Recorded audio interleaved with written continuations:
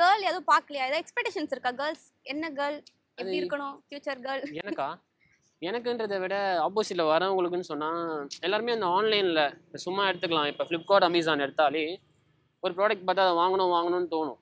அதை வாங்குற வரைக்கும் ரொம்ப ஆசையாகவே இருக்கும். வாங்கிட்ட வாட்டி ஒரு 1 வீக் செம்மையாகவே போகும். வாங்கிட்டோம் கனவுன்ட்டு. ஆனால் ஒரு 1 மந்த் போச்சுன்னா அவ்வளோதான், தூக்கி அடிக்க வேண்டியது. அந்த மாதிரி தான் இப்போது இன்ஸ்டாவில் பார்த்து வரவங்களும் சரி, இல்லை நார்மலாக பார்க்குறவங்களும் சரி, என்னை பார்த்து என்ன சொல்லுவாங்க, சூப்பர் ஏதாச்சும் விட அப்படின்னு யோசிக்கிறாங்க.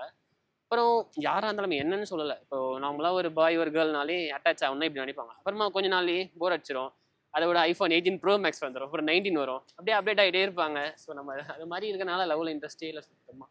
டான்ஸ் தவிர வேற எதுல இன்ட்ரெஸ்ட் இருக்கு உங்களுக்கு? எனக்கு மாடலிங்கில் இன்ட்ரெஸ்ட் ரொம்ப. மாடலிங். இந்த ட்ரெஸ்ஸிங், ஃபேஷன் சென்ஸு. ஆக்சுவலாக இப்போ கூட ஒரு ரேம்ப் வாக் போகிறேன் நாளைக்கு. நல்லா அதெல்லாம் வீடியோஸ் போடல, இதுக்கு மேலே போடலான்னு தான் இருக்கேன். நீங்கள் வேறு கேட்டிங்களா, கண்டிப்பாக போடலாம் அப்படின்னு தான் இருக்கேன்.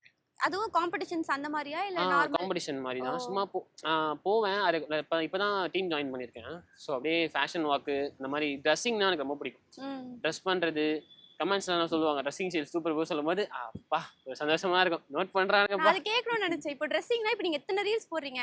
காஸ்டியூம்க்கு என்ன பண்ணுவீங்க? ஸ்பெண்ட் பண்ணுவீங்களா இல்ல ஃப்ரெண்ட்ஸ் கிட்ட இருந்து புடிங்கிட்டு வந்துருவீங்களா? ஃப்ரெண்ட்ஸே இல்லீங்களே புடுங்கிறதுக்கு. என்கிட்ட இருந்து புடுங்க தான் ஒரே ஒருத்தன் கூட இருக்கான். எனக்கு யாரும் தர மாட்டானுங்க. அதான் ஒரு ஏதோ பண்றி